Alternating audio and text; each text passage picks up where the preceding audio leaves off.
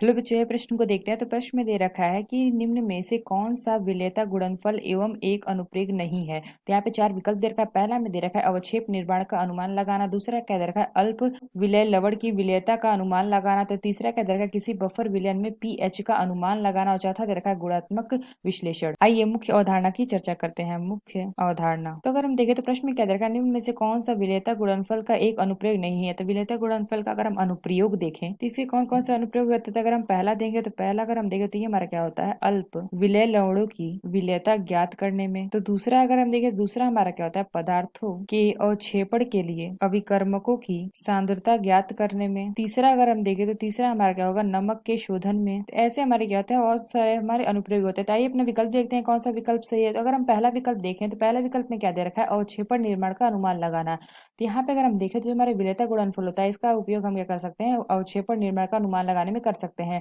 तो वैसे यहाँ पे अगर हम देखें दूसरे में हमने क्या बताया था पदार्थों के अवक्षेपण के लिए अभिकर्मकों की सांद्रता ज्ञात करने में इसका उपयोग होता है। यानी हम कह सकते हैं जो हमारा पहला विकल्प है यह विकल्प हमारा क्या है यानी कि अनुप्रयोग सही है। तो यहाँ पे हमें कौन बताना कि जो हमारा नहीं है वो बताना है, यानी हम कह सकते हैं यह विकल्प हमारा गलत है क्योंकि ये कथन हमारा सही है।